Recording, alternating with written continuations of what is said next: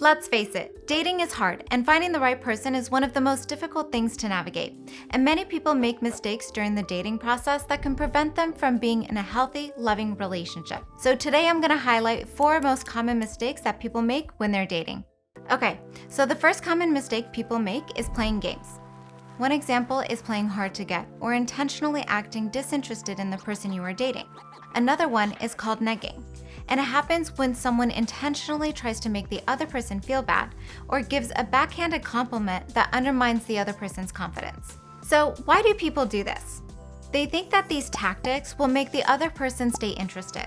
They think, hey, if I act like I'm not interested, it'll make them more likely to chase me instead of the other way around. Have you heard this before? So these games are effectively an attempt to win at the game of dating.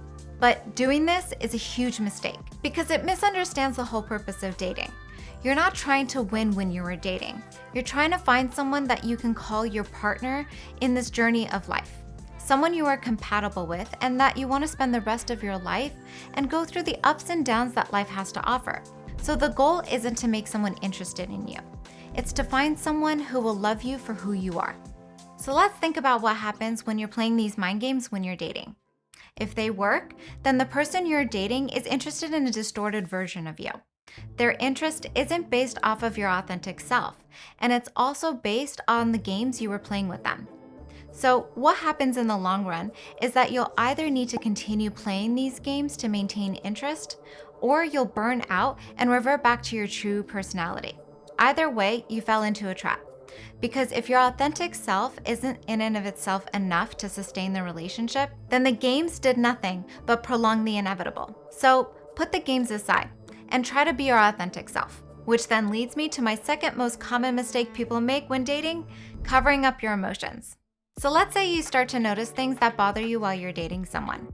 For example, you're starting to get annoyed that your partner doesn't call you back for several hours at a time, or that they might be chewing with their mouth open, or let's say that they might be excessively spending money on things that you will never prioritize spending money on. Usually what happens is that many people will want to cover up their emotions because they fear that if they show what they're actually feeling, then they might get rejected. They may think to themselves that if I tell them that, they might not like me or think that I'm too annoying or needy. But here's the thing, if we don't share our emotions in our relationships, how can someone actually get to know us? How can those relationships get any deeper? If the goal when dating someone is to find a compatible partner, then you want to make sure that that person gets to know you on a deep level. And that can only happen if you share your true emotions and are vulnerable.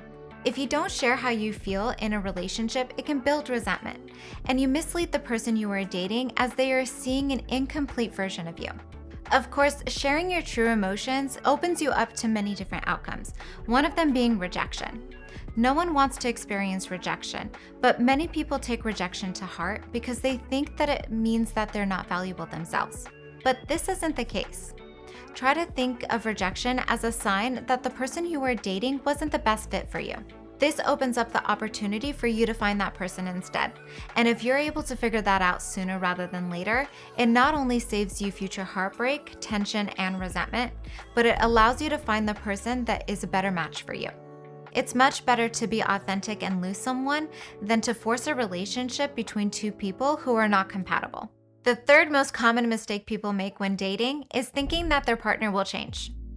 As you're dating someone, you're discovering who they are, what they like, and how they behave.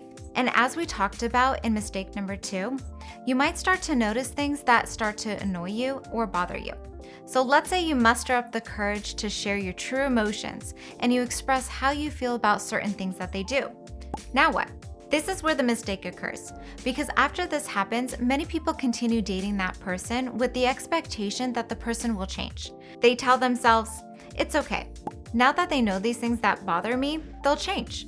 But thinking like this is a serious mistake. Personalities are relatively stable over time. And when you're dating someone, they generally have built years of habits and tendencies that are hardwired into their brain. So how they are is close to how they will be in the long term. But more importantly, if you date someone with the expectation that they will change, then you're not accepting them for who they are. then the success of the relationship will depend on whether or not the other person meets your expectations. And if that doesn't happen, then both parties will be resentful. Of course, no one is perfect, and there's always areas to improve in a relationship.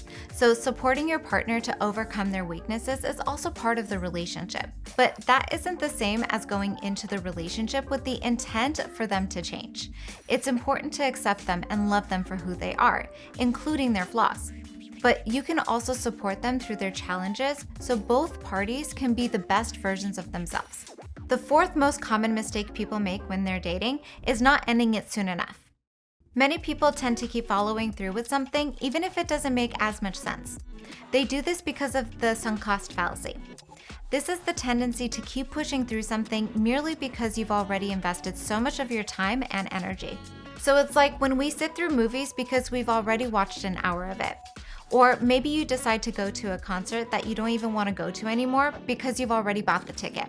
With respect to dating, many people tend to keep dating someone that may not be a good fit for them because they've already put so much time and energy into that person. They do this because they don't want to feel like they've wasted their time, so they keep pushing through in the hopes that things might just work out.